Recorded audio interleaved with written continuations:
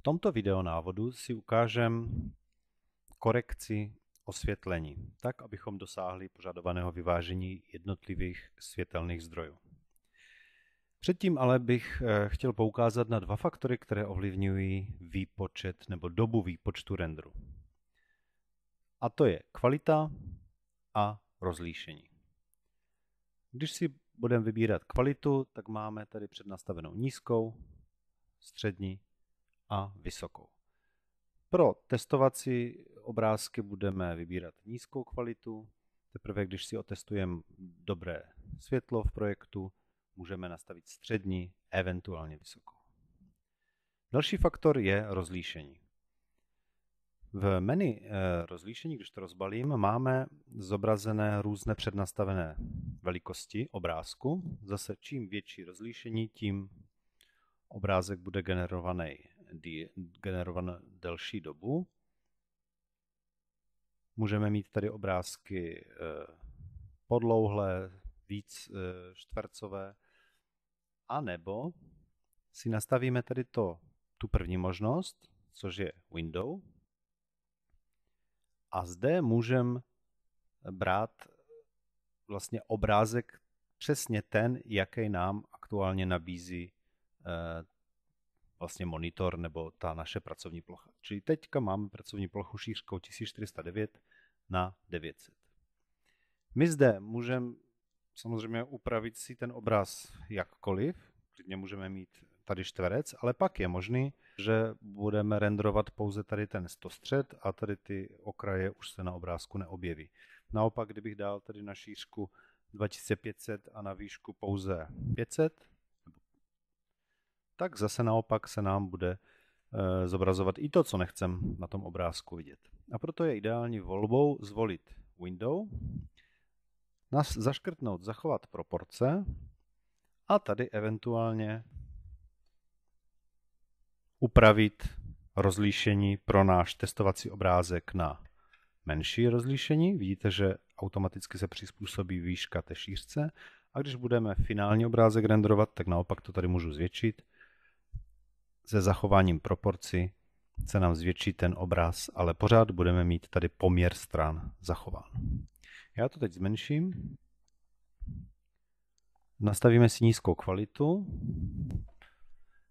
V osvětlení si vypneme sluneční světlo a ukážeme si, jak vlastně se rendruje obrázek pouze s tím rozptýleným světlem, bez jakýchkoliv nastavení. Dáme renderovat. Tak, tady se nám objevila ta konzole serveru Cray. Nějakou dobu nám trvá export do Cray a teď už tady začíná probíhat ten výpočet.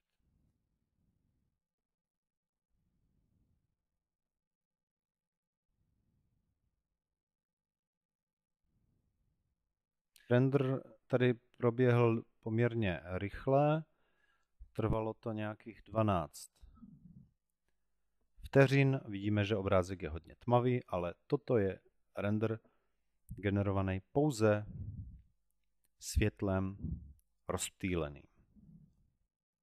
Abychom přidali světla, musíme tady přidat rozptýleného. Například tady teďka vložím, nebo můžu zadat tu hodnotu tady vepsáním té hodnoty, anebo posuvníkem. Čili přidávám více rozptýleného světla a klikám znova na renderovat.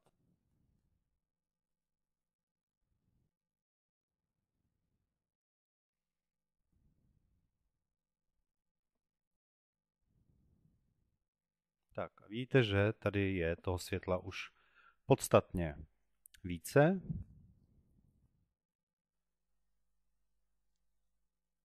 Ty korekce tady toho osvětlení rozptýleného vlastně jsou pro každou místnost specifické. Pokud záleží, kolik mám oken, záleží, kolik mám, jak mám obarvené stěny, jestli jsou světlé nebo tmavou barvou, podle toho musím tady vždy individuálně korigovat intenzitu toho rozptýleného světla.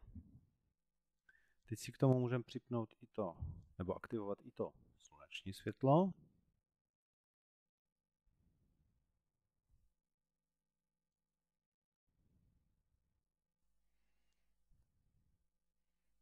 Tak, teď se nám rendruje i s přímým směrovým slunečním světlem tento obrázek.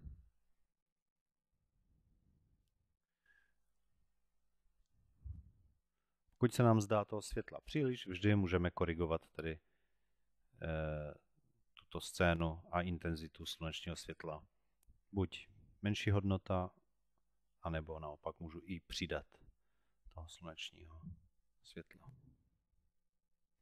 Dalším světlem, které si tady ukážem, to už nebude zdroj přírodního toho jako globálního světla, ale bude to světlo fluorescence. Abychom mohli použít světlo fluorescence, které je světlem rozptýleným, nesměrovým, můžeme si takové světlo vytvořit jakožto vlastnost materiálu. Můžu si tady rozkliknout barvy a klonováním tady bílé barvy vytvořím fluorescenční světlo. Pokud bychom chtěli, aby to světlo z fluorescence bylo více do teplejších barev, můžu naklonovat tady žlutou, anebo mnohem více teplejší, anebo můžu zvolit jakoukoliv jinou barvu světla fluorescence. Jestli teď naklonuju tady tu bílou barvu, klikneme pravým tlačítkem, dáme klonuj a pojmenujeme si to například LED. A můžeme to naklonovat tady například do adresáře osvětlení. Vložím.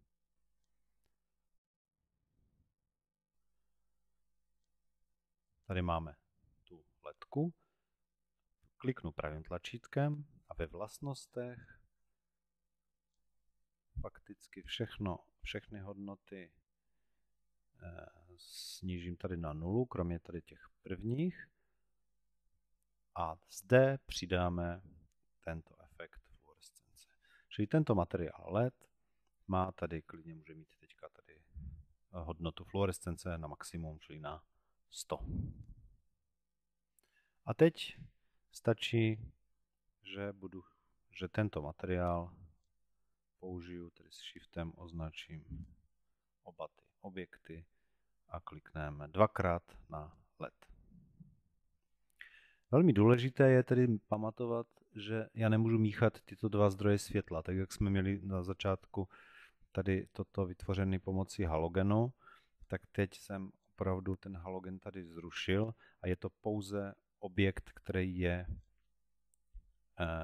nasvícený, nebo na němž je nanesen materiál, tady ta bíla, která jedno, jak se bude jmenovat, ale důležité je, že má tady tu fluorescenci na 100.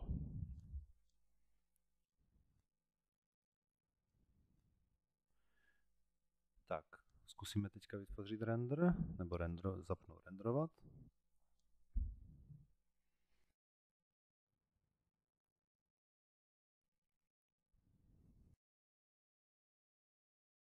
Vidíme, že tady ten LED pásek nám pomalu lehonce začíná svítit, je zdrojem toho rozptýleného světla.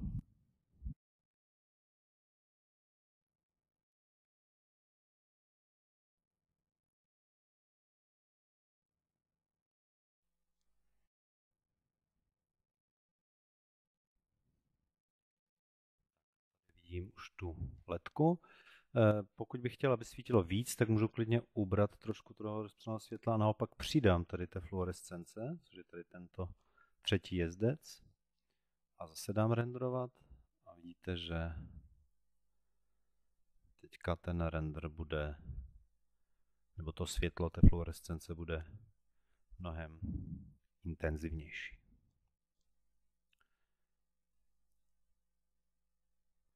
S tou vlastností fluorescence je potřeba ale opatrně zahrávat si, protože kdybychom omylem přidali fluorescenci například tady na materiál, jo, tady vidíte, že už je ten zdroj mnohem intenzivnější, protože jsme tady přidali té fluorescence.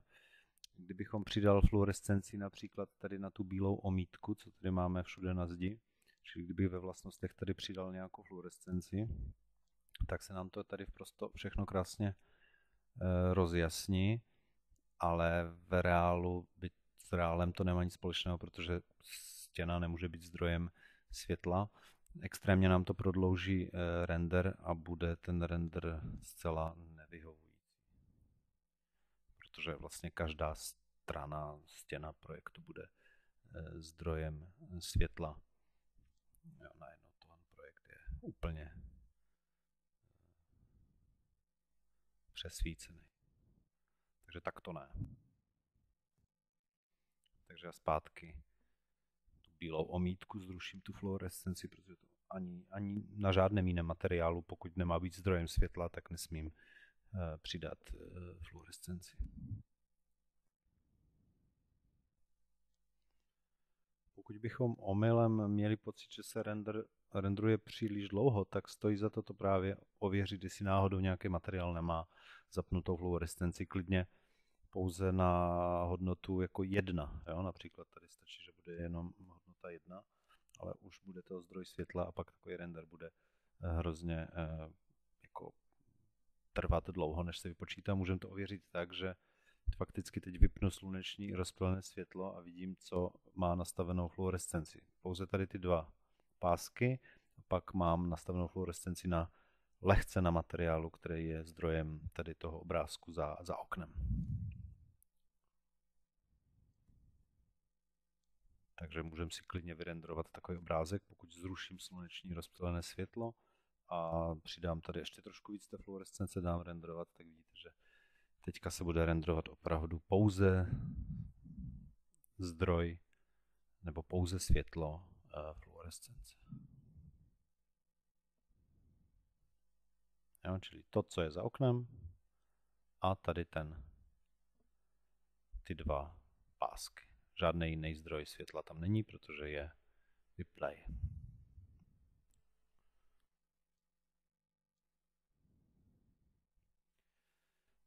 Další jezdec intenzitu halogenu upravuje, čili to jsou všechny ty zdroje světla, které mají ve vlastnostech nastavené světlo, čili pokud bych tady vložil tu desku, nejlepší je, když si ji vložím tady na podlahu, tak vlastně zaškrtnu, že je světlem, tak to je už automaticky se stane halogen a ty halogeny můžu korigovat tady tím světlem halogenovým. A nebo máme tady tyto dva halogeny, ještě z minula vytvořený. Takže vlastně to jsou tyto dva halogeny, které stačí tady zapnout. Tak tu intenzitu tady budu těch halogenů upravovat. Jak samozřejmě v okně osvětlení, každý může svítit jako jinou intenzitou, tak tady v okně Cray Render celkově všem přidám nebo uberu intenzitu.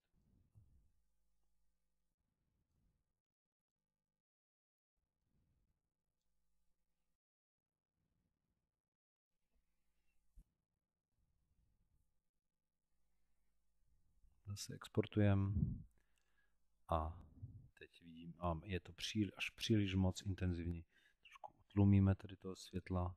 Těm halogenům vidím, že musím ubrat, tak renderuji ještě jednou. A vidíte, že pořád renderuju v té nízké kvalitě. Nemusím někdy ani čekat, než to dorendruje, protože už hned vidím vlastně, že tady toho světla je příliš, nebo naopak je toho světla málo. Tak to klidně můžu vypnout dřív, udělat korekci a pak teprve budu renderovat v té kvalitnější kvalitě, v lepší kvalitě.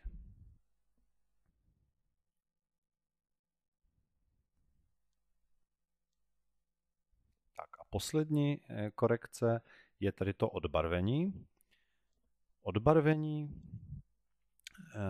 vlastně, jak jsme si říkali v minulém videu, Cray Render pracuje i s odráženým světlem od povrchu.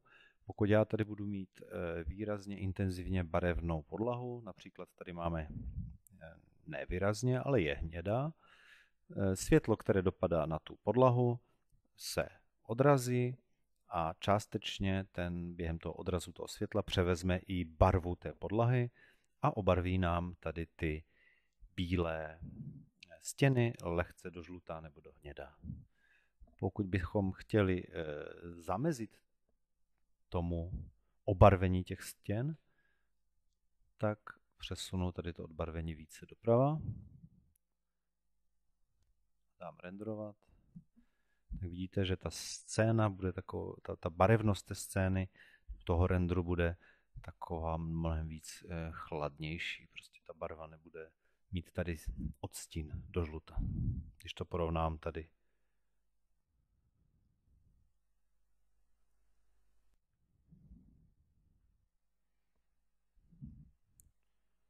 Teďka renderuje, ale já si mezi tím klidně můžu otevřít tady ten. Vidíte, že tady to je lehce do žluta a to je tady ten náš nový render, který je barevně mnohem víc do studena.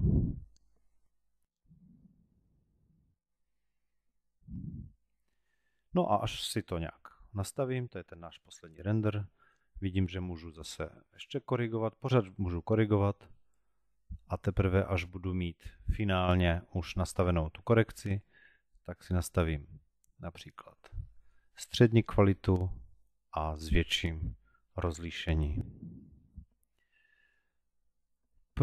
Ještě jednu věc jsem zapomněl říct.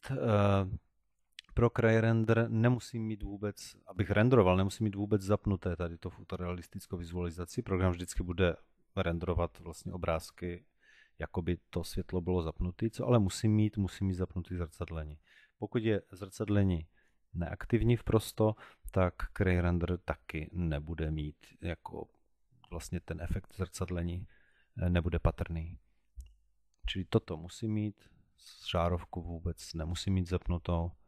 Dáme střední, vyšší kvalitu, střední kvalitu, vyšší rozlišení. Dáme renderovat. A to už bude ten výsledný obrázek, který už ale samozřejmě se bude renderovat o něco déle, protože máme jak kvalitu, tak rozlišení větší.